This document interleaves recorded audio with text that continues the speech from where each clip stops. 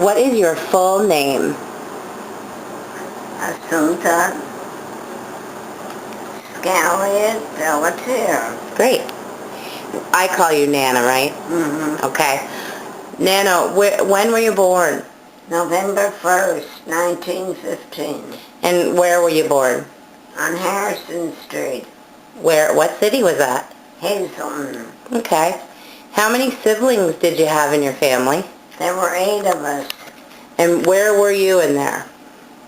I was the 5th. You were the 5th. Okay. So tell me a little bit about your parents. Nana, I know, how old were you when your mother died?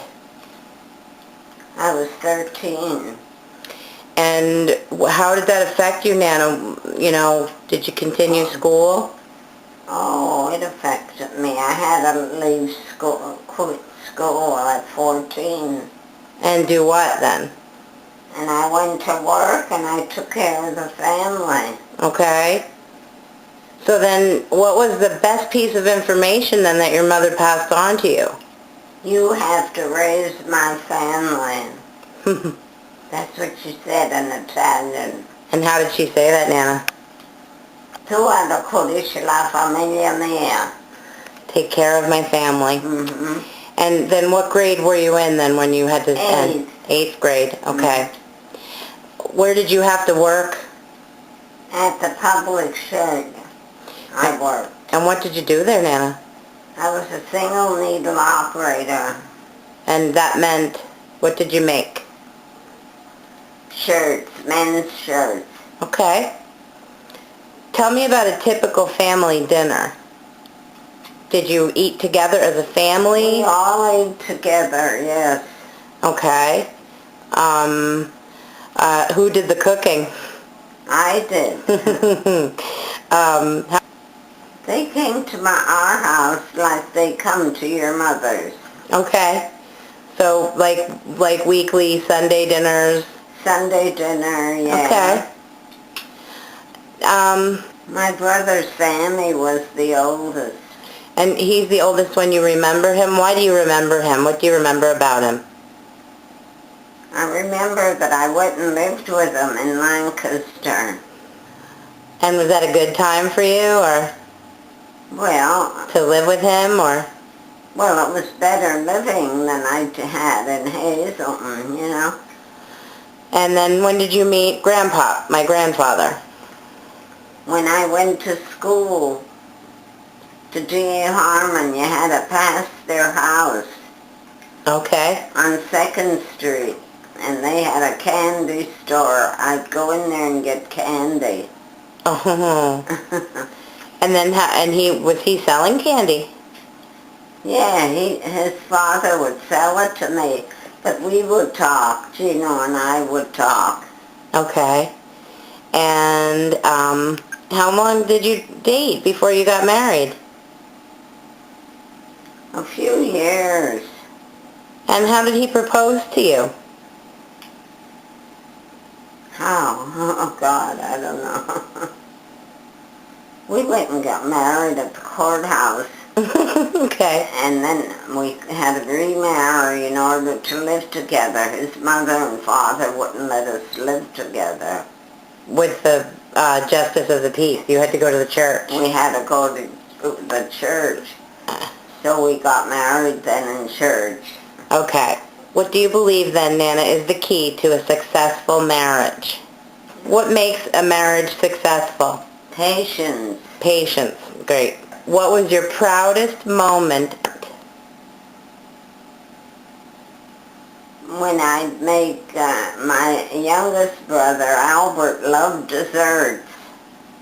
And every time he'd get money from my brothers. Because I didn't have enough money to buy the food to make desserts. And oh, he'd go wild. We'd make ice cream that you cranked, you know? Uh-huh. And graham cracker cream pie he loved.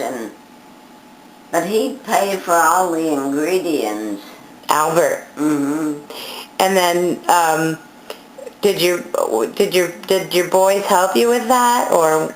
Oh yes, they helped me. I helped them. Nana, what was the life-changing moment for you? Something that changed your life? When my mother died. When your mother died. And how did that change your life? Well, then I had full responsibility.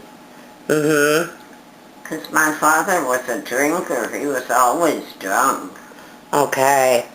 So that was no help for you at home. Mm-hmm.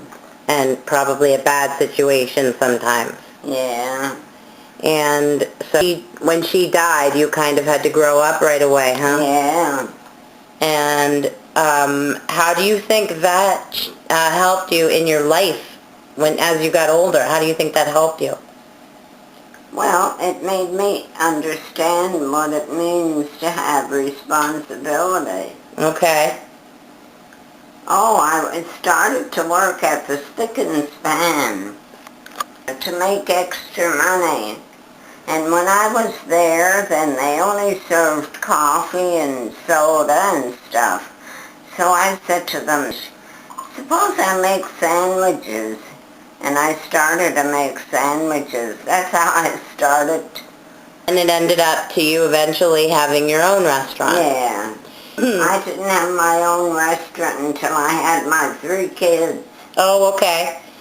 So after you had your family, then you and Grandpa opened a restaurant. Yeah. Okay. Okay, so now Nana has some of these artifacts that we found. Nana, what are you holding there? This is who? My mother or Yep. my father? Your mother. My mother. Okay. Can you turn it around, Nana, so I can see it? She looked like Albert. She looked like your brother Albert. Yeah, Mm-hmm. she did. Okay. And the next one, Pete? And this is? My father. And that's your father. Who do you think he looks like? Does he look like anybody? Yeah, Sammy looked like him. Okay. How about the next one? There. Oh, this is a great one for you, Nana. This is my husband and I and my 3 kids. Okay. Hold that picture up, Nana. I want to see that. That's nice. Okay, your boys. My dad, Pete, is the oldest. Mm-hmm. My Uncle Eugene in the middle. Mm-hmm. And my Uncle Louie on your lap, right? Yeah. Handsome family there.